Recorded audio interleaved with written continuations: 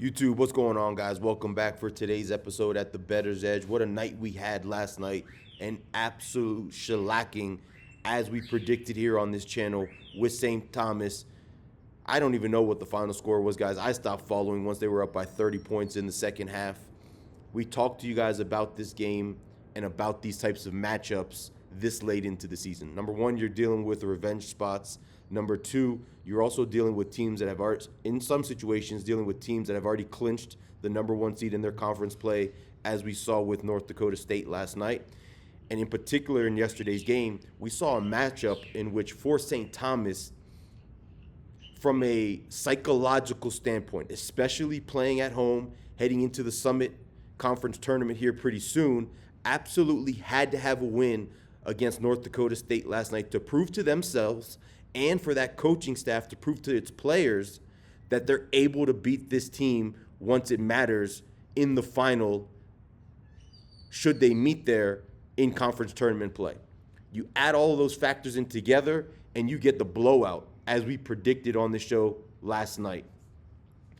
With that said, guys, let's go to Champaign tonight. We have, without question, the biggest game on the card, the Michigan Wolverines, the Fighting Illini of Illinois, squaring off. Michigan right now is a 2.5-point road favorite in this game. We all know Michigan lost against Duke in a great matchup and great battle in DC last weekend.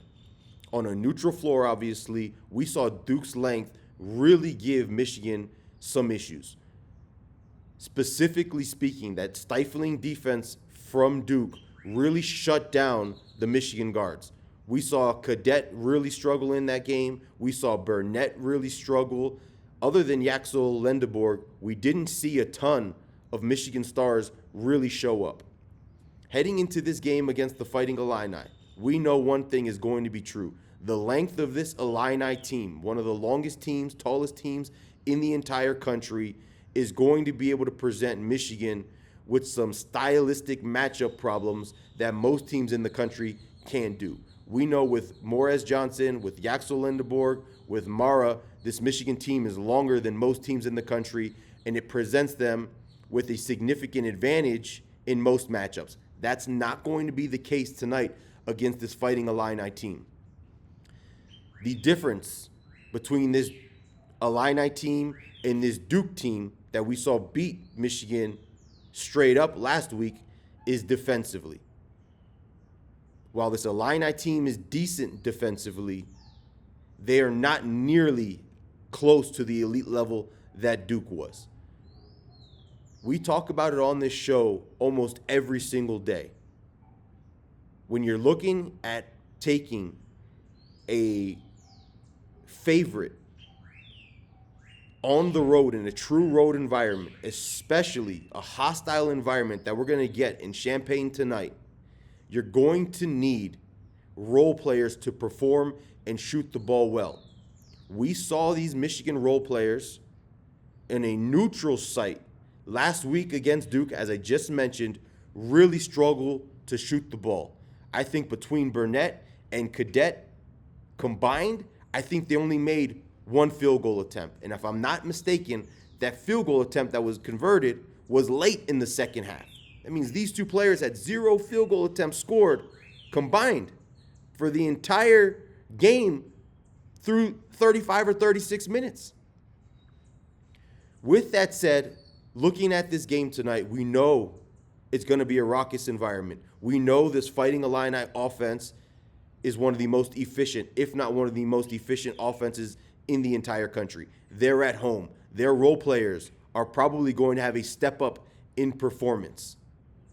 You're going to get the best out of this Illini team. We saw them coming off of a road loss to UCLA in overtime.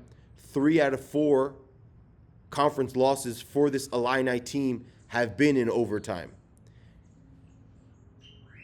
What I think we can expect from this game is Michigan's bigs, as we saw last weekend against Duke, to have a pretty good performance, whether that's Mara, if he can stay on the floor. We saw him get in foul trouble last weekend. Yaxel Lendeborg, we know, is going to perform. The stage isn't going to be too big for him. Morez Johnson, is probably going to have a pretty good game. The advantage that Michigan has here is their shot selection. They shoot the ball super close to, or they shoot the ball in 3 range. When you're looking at advanced analytics stats, what those nerds hate are long-range 2-pointers because they look at them as inefficient shots. Michigan is super efficient in how they shoot the ball. However, as I talked about, and this is the reason why we're going with the Fighting Illini at home tonight, is 2 different things. Number one, this Illini team is one of the best 3-point shooting teams in the entire country. We're going to see them collectively as a team shoot the 3 ball well tonight at home, in my opinion. They shoot the 3 ball better than Michigan. They shoot the 3 ball more often than Michigan. I think that's going to be their big advantage tonight. They're not going to be able to secure offensive rebounds against this Michigan team, so they're not going to get a ton of second chance opportunities. But what they are going to do is take care of the ball and shoot the ball well from 3. And when they do shoot inside with the length that they have, I do expect them to have some success.